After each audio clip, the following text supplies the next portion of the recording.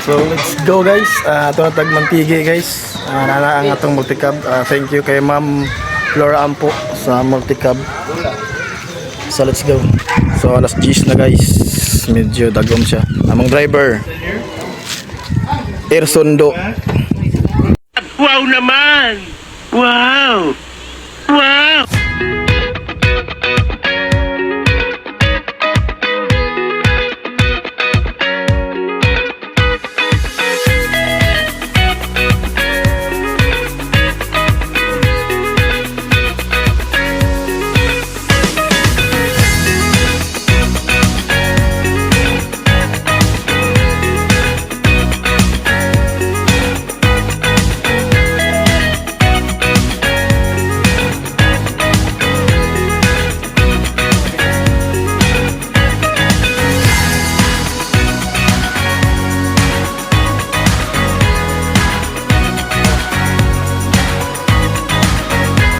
So pag-abot na mo sa terminal, kailangan mo magbayad sa pambot. Nagbayad mo ni og 2,970 for the pambot. Tulo ka pambot among nagkuhan na ni kay 15 ka buok. So sa 15 ka buok, 5 ka buok bata. So nidya po na mo bayad kay per head ang ilang bayaran. So hello guys, among oras karon is alas 11. So we have 3 hours. So mga alas 2 makauli na mi guys. Tulo ka pambot, 30, 31, then 32. So ato na ta guys.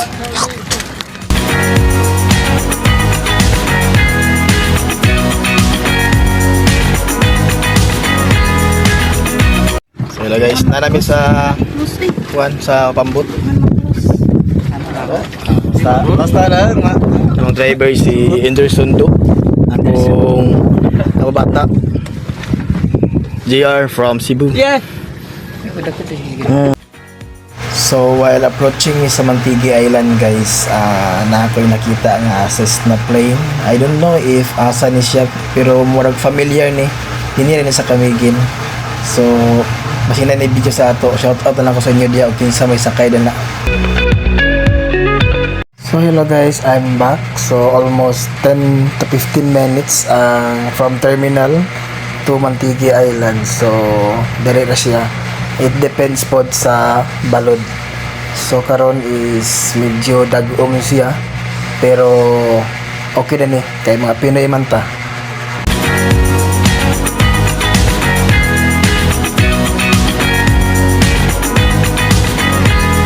So nata karon sa cottage. We need to pay 150 pesos for the cottage, then na ay optional pwede na mo mag-table 100 pesos. So only 150 ra ang difference. So choose cottage.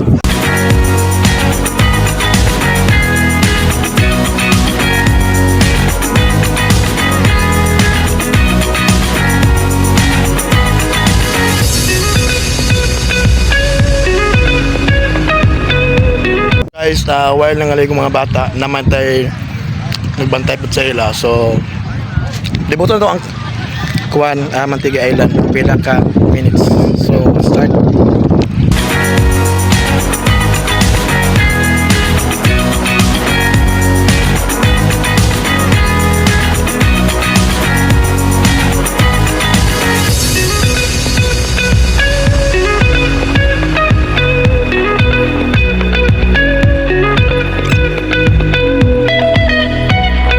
So 6 minutes ang akong oras sa pagpuyok sa Mantigi Island.